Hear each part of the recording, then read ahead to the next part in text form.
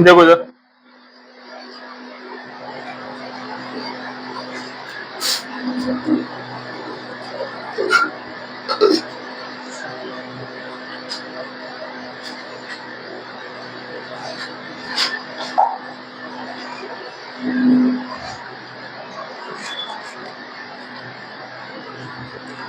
तो भाई साहब नेक्स्ट टेंस है हमारा past continuous tense. Past continuous tense की बात करते हैं अपन। पास्ट कंटिन्यूअस टेंस की पहचान क्या है? किसी भी हिंदी वाक्य के अंत में रहा था, रही थी, रहे थे,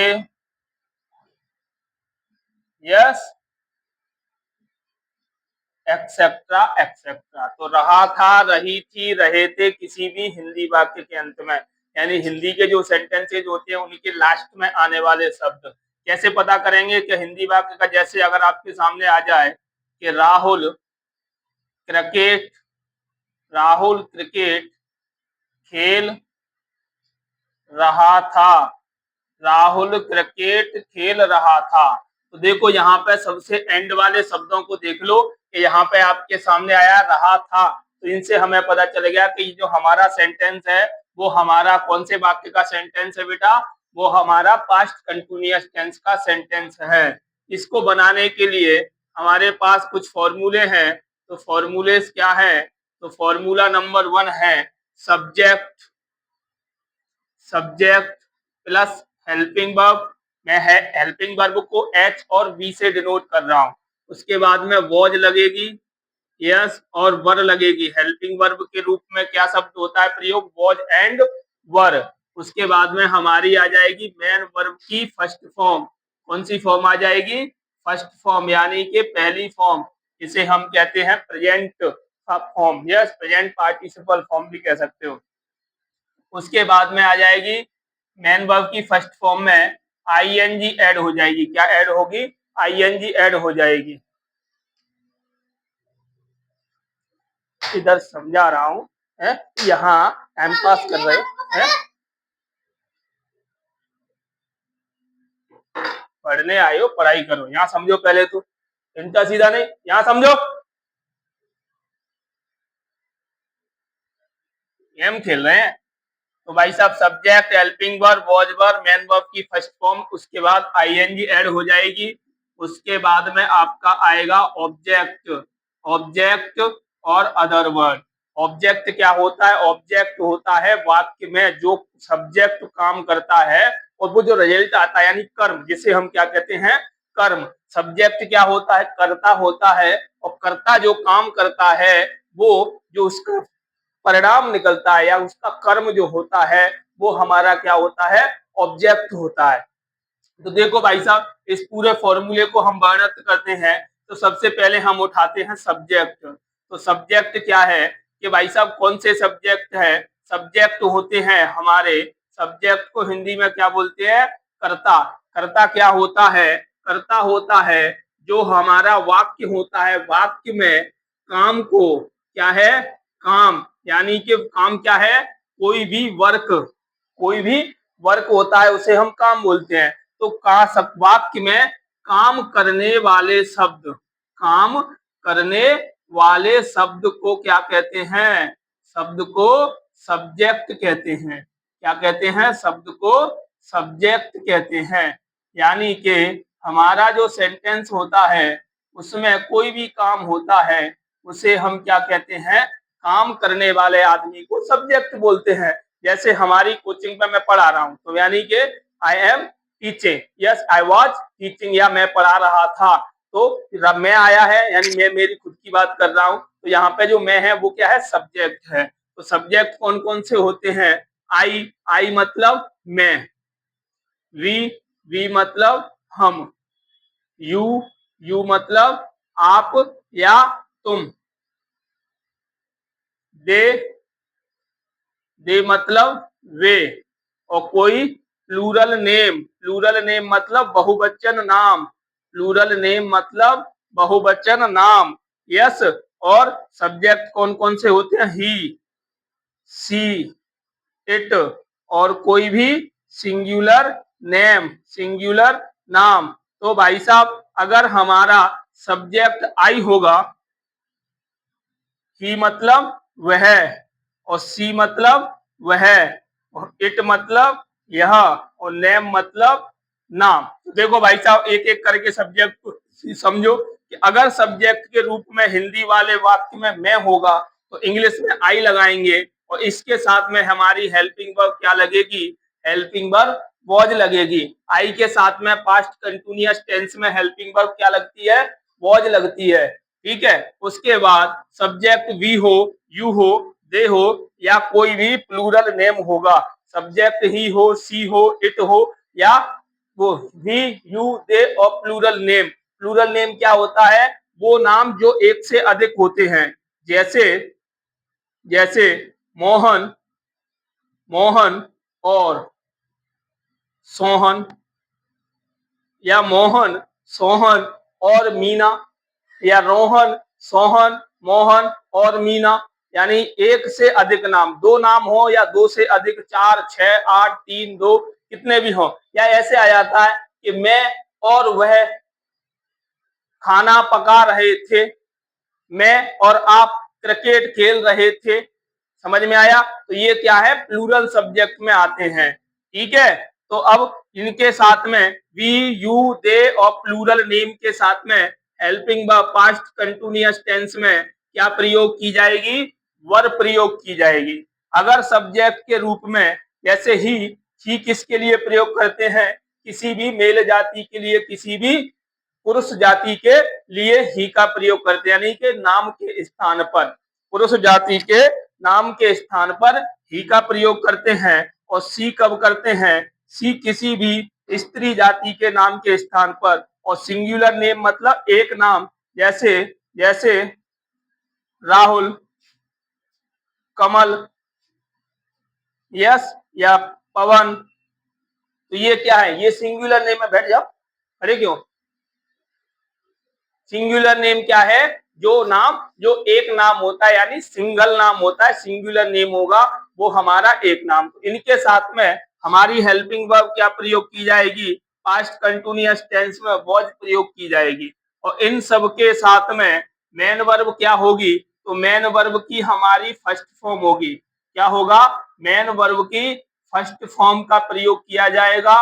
और मेन वर्ब की फर्स्ट फॉर्म, उसके बाद उसमें आईएनजी ऐड कर दी जाएगी। मेन वर्ब की फर्स्ट फॉर्म और उसके साथ आईएनजी ऐड हो जाएगी। अब ऑब्जेक्ट और अदर वर्ड, अदर वर्ड यानी कि, अदर वर्ड यानी कि वो शब्द जो वाक्य में अन्य होते हैं। यस, जिनका कोई काम तो होता नहीं है लेकिन फिर भी हम सेंटेंस को बनाने के लिए करते हैं प्रयोग। ठीक है, पहले समझ लो, बाद में खाना रखो उसको भी। क्लास चल रही है ना, बाद में खाना रखो, यहाँ समझो। ठीक है, तो भाई साहब सेंटेंस देखो, उदाहरण से समझो। एग्जाम्पल, एग्जाम्पल क्या है? जैसे आपके सामने है, राहुल क्रिकेट खेल रहा था। या मैं कोई और दे देता हूं कि मैं अंग्रेजी, अंग्रेजी पढ़ा रहा था, मैं अंग्रेजी पढ़ा रहा था। ये हमारा सेंटेंस है, मैं अंग्रेजी पढ़ा रहा था। तो अब इसको बनाएंगे कैसे? तो इसको बनाएंगे कुछ इस प्रकार से कि मैं के लिए आई आएगा, आई के साथ में हेल्पिंग वर्ब क्या प्रयोग की जाती है? आई के साथ में हेल्पिंग वर्ब वॉज प्रयोग की जाएगी। तो I was, I was, yes I was. अब आई वॉज हो गया, अब आ गया हमारा पढ़ाने को। तो पढ़ाने को क्या बोलते हैं? टीच। क्या बोलते हैं? Teach, TEACH। टीच मीन्स पढ़ाना। या अब टीच हमारी मेन वर्ब की फर्स्ट फॉर्म हुई, उसमें आईएनजी लग जाएगी। तो टीचिंग, आई वॉज टीचिंग क्या होगी? I was teaching. क्या टीचिंग कर रहा था मैं? अंग्रेजी यानी English. I was teaching English. I was teaching English. मैं अंग्रेजी पढ़ा रहा था। समझ में आया? नहीं आया तो दूसरा देखो। दूसरा कैसे देखेंगे? हाँ भाई, अब इसको ये तो है दूसरा। अब इसको मुझे अगर नेगेटिव बनाना है, इसी सेंटेंस को अगर मैं नेगेटिव बनाना चाहूंगा तो क्या करना है? मुझे सिर्फ नेगेटिव में नॉट ऐड करना है। नॉट मीन्स नहीं। और नॉट कहाँ पे होगा? नॉट हमारा तीसरे स्थान पर। कौन से प्लेस पर होगा? नॉट मीन्स नहीं, यानी कि मैं अंग्रेजी नहीं पढ़ा रहा था। अंग्रेजी मैं अंग्रेजी नहीं पढ़ा रहा था। पढ़ा रहा था तो कैसे बनाएंगे? मैं के लिए आई, और आई के साथ में हेल्पिंग वर्ब वॉज, और नॉट लग जाएगा। I was not. क्या होगा? I was not. I was not बाकी टीचिंग इंग्लिश सब अपनी जगह पे। I was not teaching English. मैं अंग्रेजी नहीं पढ़ा रहा था। I was not teaching English. समझ में आया? अब ऐसे ही हम इसका तीसरा भी बना सकते हैं, चौथा भी बना सकते हैं। बना सकते हैं ना, एक ही सेंटेंस के चार। देखो अब ये तो इसके दो बना लिए, अब हम बनाते हैं। जैसे आपके सामने आ जाए कि क्या वह खाना पका रहा था। क्या वह खाना पका रहा था? इंटेरोगेटिव सेंटेंस है और स्टार्टिंग में क्या आया है? तो क्या वह खाना पका रहा था, है कि नहीं? तो अब इसको कैसे बनाएंगे? तो इसको कुछ नहीं करना है, वह आया है, रहा था। हाँ भाई, अगर वह के साथ में रहा था आएगा तो आप क्या लगाओगे? सब्जेक्ट के रूप में ही लगाओगे इंग्लिश कन्वर्ट करते समय। वह के साथ में रहा था आएगा तो सब्जेक्ट के रूप में ही प्रयोग किया जाएगा, और वह के साथ में रही थी आएगा तो सब्जेक्ट के रूप में सी का प्रयोग किया जाएगा। इतना याद रख लेना कि अगर इंग्लिश के सेंटेंस, हिंदी के सेंटेंस में वह के साथ रहा था आएगा तो आप इंग्लिश बनाते समय ही का प्रयोग करेंगे, और अगर हिंदी के सेंटेंस में वह के साथ रही थी आएगा तो आप इंग्लिश कन्वर्ट करते समय सी का प्रयोग करिए। ओके, चलिए, अब वह के साथ रहा था आया है तो हम किसका प्रयोग करेंगे? सी का प्रयोग करेंगे। तो जब हमारा सब्जेक्ट यहाँ हाँ वह के साथ रहा था है तो ही का प्रयोग होगा। तो ही, अब ही आया है सब्जेक्ट के रूप में तो हेल्पिंग वर्ब क्या लगेगी? वॉज लगेगी। ही वॉज या वॉज ही, क्योंकि यहाँ पे इंटेरोगेटिव सेंटेंस है। सेंटेंस कौन सा? इंटेरोगेटिव। तो वॉज ही। अब वर्ब आ जाएगी तो वर्ब क्या है भाई साहब? कुक। पकाने को क्या बोलते हैं? कुक हो गया। तो कुक हो गया, COOKING, और ING लग जाएगा तो कुकिंग हो जाएगा। Was he cooking. क्या हो जाएगा? Was he cooking. क्या कुकिंग कर रहा था? Food. Was he cooking food. और लास्ट में क्या ऐड हो जाएगा? Mark of interrogation. समझ में आया? अगर ये तो हमारा इंटेरोगेटिव था, लेकिन अगर मुझे इंटेरोगेटिव निगेटिव बनाना पड़ गया तो क्या क्या हम कहानी नहीं लिख रहे थे। कहानी नहीं लिख रहे थे। क्या हम कहानी नहीं लिख रहे थे? देखो भाई साहब, फॉर्मूला तो एक ही लिखाया है, बनाने को हम एक ही फॉर्मूला में से चार फॉर्मूले बना लेंगे। Affirmative, negative, interrogative and interrogative negative. चार फॉर्मूले बना सकते हैं, लेकिन है तो एक ही फॉर्मूला ना। बेस तो एक ही फॉर्मूला है ना। तो एक फॉर्मूले में से ही, पर हमें सबसे मेन उद्देश्य क्या है हमारा? हमें सेंटेंस को कन्वर्ट करना आना चाहिए। चाहे वो हिंदी में हो, हिंदी से इंग्लिश कन्वर्ट हो सकता है, और अगर इंग्लिश में दिया गया हो तो उसको हिंदी में भी कन्वर्ट किया जा सकता है। ठीक है, अभी तो हम क्या कर रहे हैं? अभी तो हम हिंदी के सेंटेंसेस को इंग्लिश में कन्वर्ट कर रहे हैं ना। फिर इन्हीं टेंसेज का हम क्या करेंगे? इंग्लिश के सेंटेंसेज को हिंदी में कन्वर्ट करेंगे। समझ में आया? तो हमारे सेंटेंस का दोनों तरीके से हो जाएगा, चाहे तो हिंदी से इंग्लिश कर लो या इंग्लिश टू हिंदी कर लो। दोनों तरीके से हम अपने सेंटेंसेस को कन्वर्ट कर सकते हैं। तो अभी हम एक ही तरीके से कर रहे हैं, फिर हम उल्टे तरीके से करेंगे। तो क्या हम कहानी नहीं लिख रहे थे? तो क्या के लिए? जब भाई हम आया है और हमको इंग्लिश में वी बोलते हैं, तो वी के साथ हेल्पिंग वर्ब क्या लगेगी, वर। तो वर भी, अब नॉट है तो नॉट आ जाएगा, वर भी नॉट। अब लिखने को राइट बोलते हैं और राइट में आईएनजी लगा देंगे तो राइटिंग हो जाएगा।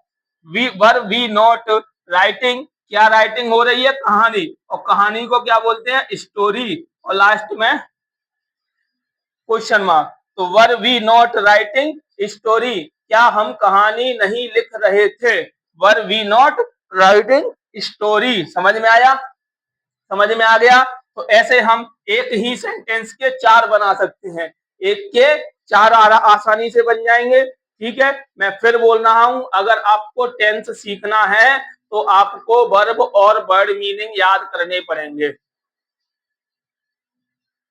समझ में आया। और दूसरी बात, रेगुलरिटी का विशेष ध्यान रखिए, आप अब्सेंट हो गए, लॉस आपका होगा। क्लास रेगुलर अपने टाइम पर लगती है, टॉपिक आपका छूट जाएगा, निकल जाएगा, आप बाद में कंप्लेंट करते फिरोगे। समझ में आई। पढ़ाई का एक एक मिनट पूरा प्रयोग कीजिए,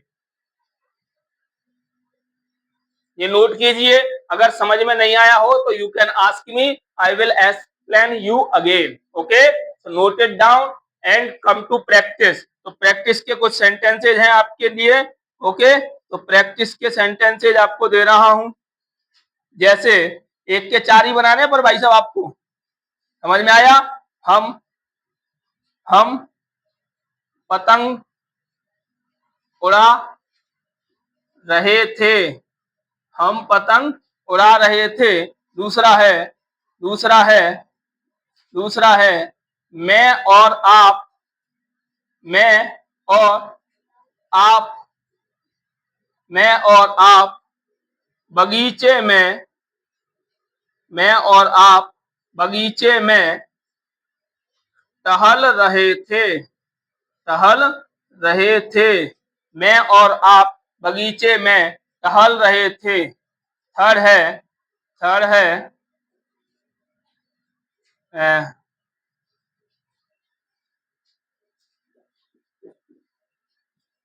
कमलनाथ, कमलनाथ सड़क पर नहीं दौड़ रहा था, नहीं दौड़ रहा था। कमलनाथ सड़क पर नहीं दौड़ रहा था। और फोर्थ है हम क्रिकेट जीत रहे थे, जीत रहे थे। और फिफ्थ है क्या राम लड़ाई कर रहा था, क्या राम लड़ाई कर रहा था। आपकी स्क्रीन पर 5 सेंटेंसेज हैं जो आपको प्रैक्टिस में करना है। ओके, तो हम पतंग उड़ा रहे थे, मैं और आप बगीचे में टहल रहे थे, कमलनाथ सड़क पर नहीं दौड़ रहा था, हम क्रिकेट जीत रहे थे, क्या राम लड़ाई कर रहा था। ये 5 सेंटेंसेज हैं, फटाफट से ये पूरा का पूरा नोट करो। उसके बाद में ये पांचों के पांचों सेंटेंसेज मुझे चेक बना करके, नोट करके अपनी नोटबुक में बना के और चेक करा फटाफट। ओके, एक ही सेंटेंस को 4 तरीके से आपको करना है, affirmative, negative, interrogative and interrogative negative. समझ में आया।